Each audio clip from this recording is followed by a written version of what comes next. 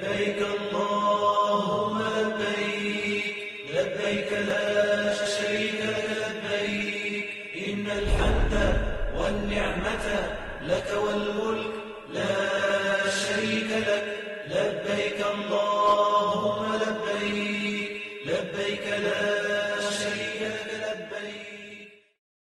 الحمد لله نحمده ونستعينه ونستغفره ونؤمن به ونتوكل عليه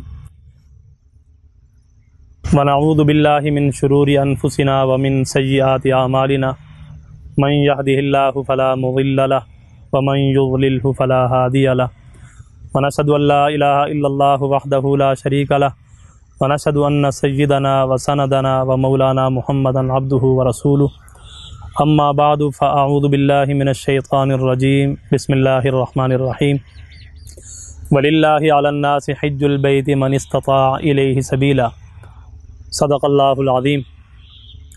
قال النبی صلی اللہ علیہ وسلم بنی الاسلام علی خمس شہادت اللہ الہ الا اللہ وان محمد رسول اللہ واقام الصلاۃ وایتاء الزکاۃ وصوم رمضان وحج البیت من استطاع الیہ سبیلا او کما قال النبی صلی اللہ علیہ وسلم.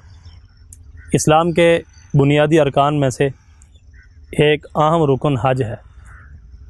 اللہ تعالیٰ نے قرآن کریم کے اندر بھی اس کی فرضیت کا حکم نازل فرمایا ہے.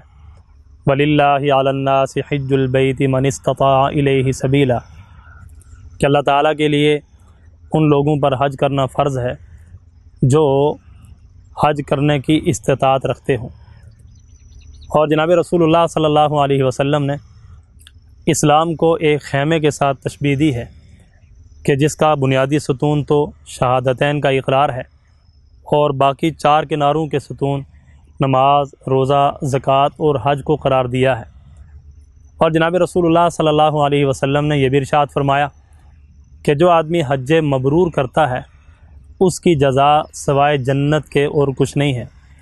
اور ایک روایت میں آپ صلی اللہ علیہ وسلم نے فرمایا کہ جو آدمی اللہ کے لیے حج کرتا ہے اور اس میں کوئی گناہ نہیں کرتا تو وہ حج کر کے واپس لوٹتا ہے تو ایسے ہوتا ہے جیسے آج ہی یہ آدمی اپنی ماں کی پیٹ سے باہر نکلا ہو.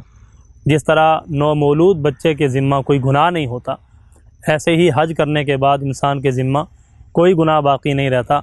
حج کی برکت سے اللہ سارے گناہوں کو ختم فرما دیتے ہیں.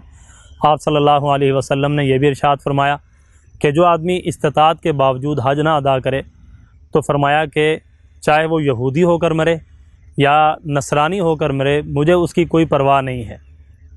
یہ کتنی سخت قسم کی وعید ہے ان لوگوں کے لیے جو حج کی استطاعت کے باوجود حج ادا کرنے نہیں جاتے. آج بہت سارے بہانے اور ہیلے ہم نے خود گڑھ لیے ہیں. ہمارے پاس رقم موجود ہے، استطاعت ہے، لیکن ہم کہتے ہیں کہ پہلے ہم اپنا مکان بنا لیں، پہلے بچوں کی شادیاں کر لیں، پہلے یہ کام کر لیں، فرنیچر خرید لیں.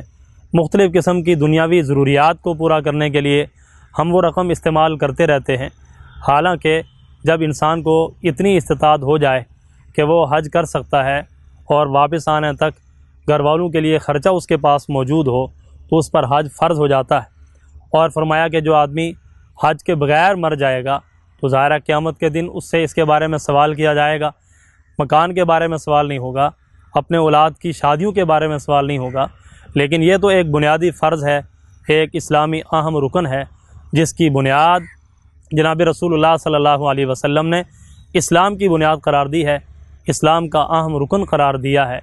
اس لیے جتنا بھی جلدی ہو سکے استطاعت ہوتے ہی انسان کو حج ادا کرنا چاہیے. حج میں تاخیر یہ گناہ کا سبب ہے، حج میں تاخیر یہ بہت زیادہ فضائل کی محرومی کا سبب ہے. اس لیے ہر شخص جو اپنے آپ کو اس کا اہل سمجھتا ہے اور اپنے لیے یہ سمجھتا ہے کہ میں حج کر سکتا ہوں وہ جلد از جلد حج کے اس رکن کو ادا کرے. اس کے فضائل اپنی جگہ پر ہیں کہ جو آدمی بیت اللہ میں ایک نماز ادا کرتا ہے 1,00,000 نمازوں کے برابر اس کو اجر عطا کیا جاتا ہے.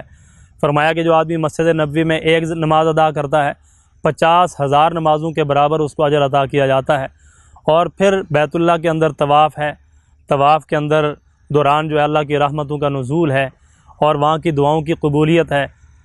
آپ صلی اللہ علیہ وسلم کے شہر کی حرمت ہے، یہ سارے فوائد اپنی جگہ پر، لیکن اس وقت میرا عرض کرنے کا مقصد یہ ہے کہ یہ ایک اہم فرض ہے جس کی ادائیگی میں بہت کوتاہی ہو رہی ہے، اور یہ بھی روایات کے اندر آتا ہے کہ جو آدمی حج کرتا ہے اللہ حج اور عمرے کی برکت سے اس کے فقر و فاقہ کو دور فرما دیتے ہیں، اور یہ تاریخ بھی اس بات پر شاہد ہے کہ ایک آدمی حج اور عمرے سے پہلے فقیر تھا، غریب تھا، اور اس کی ضروریات بھی پورا ہونا مشکل تھیں، لیکن جب سے اس نے حج عمرے شروع کیے اللہ نے اس کے فقر و فاقہ کو دور کر کے اللہ نے اس کو مالداری عطا فرما دی۔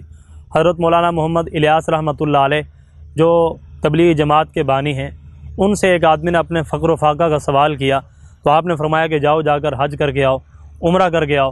اس نے کہا کہ حضرت میرے پاس تو پیسے نہیں ہیں، میں عمرہ اور حج پر کیسے جا سکتا ہوں؟ فرمایا کہ ایک مرتبہ کسی طرح چلے جاؤ، پھر اللہ تعالیٰ تمہارے لیے مالداری اور فراوانی کے دروازے کھول دیں گے اور کشادگی کے دروازے کھول دیں گے۔ چنانچہ وہ آدمی چلا گیا اور بعد میں کبھی بھی اس کو رزق کی تنگی پیش نہیں آئی۔ تو ایسے بہت زیادہ واقعات آپ کو تاریخ میں ملیں گے کہ جن کی زندگی فقر و فاقہ سے گزر رہی ہے اور مالداری کو، مال کو ترستے ہیں، لیکن جب کبھی اللہ تعالیٰ نے ان کو عمرہ یا حج کی توفیق عطا فرمائی اس کے بعد اللہ نے کشادگی کے دروازے کھول دیے، فقر و فاقہ دور ہو گیا۔ یہ تو فوائد دنیاوی اعتبار سے بھی ہیں، اور پھر آخرت کے اعتبار سے بھی اس کے فوائد، اس کے فضائل قرآن و احادیث کے اندر بیان کیے گئے ہیں۔ اللہ تعالیٰ سے دعا ہے کہ اللہ تعالیٰ ہمیں جلد از جلد اس اہم رکن کی ادائیگی کی توفیق نصیب فرمائے۔ وآخر دعوانا الحمدللہ رب العالمین۔